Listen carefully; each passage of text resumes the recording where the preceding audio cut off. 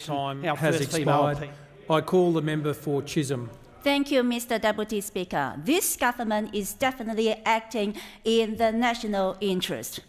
The Australian people have endured a global pandemic of historic proportions. It is an event which will forever resonate throughout the pages of school books as children learn of the past.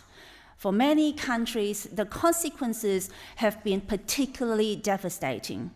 We witnessed the world teetered on the edge of persistent economic turbulence, with death tolls that continue to spiral. The question must be asked why we are watching countries all around the globe fall into this tragic stage while Australia continues to show resilience. Relatively speaking, our death toll in Australia has been low compared to. While some countries have their people dying in the hundreds of thousands, we have only suffered a death toll in the hundreds.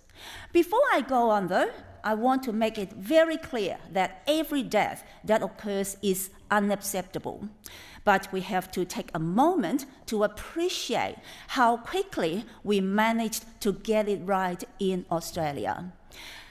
We have to take a moment to appreciate that it was this government's fast and effective response in both shutting down the borders and treating this as the serious health crisis that it is, that we have prevented so many more from losing their lives. Mr. Deputy Speaker, if it wasn't for the actions of the Victorian Labor Party in mismanaging the crisis they created, the death toll would have been far lower than it currently is. Beyond that, the Morrison government is defying the global trend of rebuilding our economy at an impressive rate. While we were in the thick of the COVID-19 pandemic, our economy contracted by 7%. In comparison, New Zealand's fell by 11%, France's fell by 14%, and the UK's fell by 20%. We were still out-competing our friends across the world. Now that we are gathered a firm handle on the pandemic, our real GDP is bouncing back. In the September quarter, the real GDP increased by 3.3%. This is far ahead of market expectations. In fact, this is the largest quarterly increase since 1976.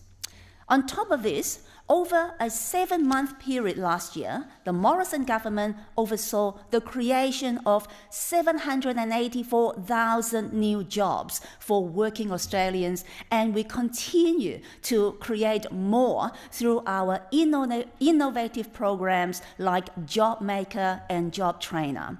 We are setting Australians up not only for the present, but also for the future, all the while continuing to maintain our treasured AAA credit rating from the 3 leading credit agencies.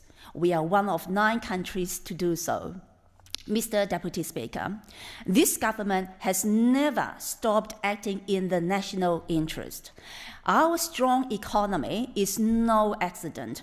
The tireless work of successive Liberal governments put Australia in the best position to weather the COVID-19 pandemic. It was the Morrison government who maintained and entrenched the strength of our economy so it could remain resilient throughout this global turmoil. Australians know that Liberal governments are the best economic managers. Well, Mr. Deputy Speaker, the results speak for themselves. We are rebuilding the economy, putting people back in jobs, and rolling out the vaccine to all Australians. It is only a Morrison government who can keep Australians prosperous and continue to look out for the national interest of this country we call home.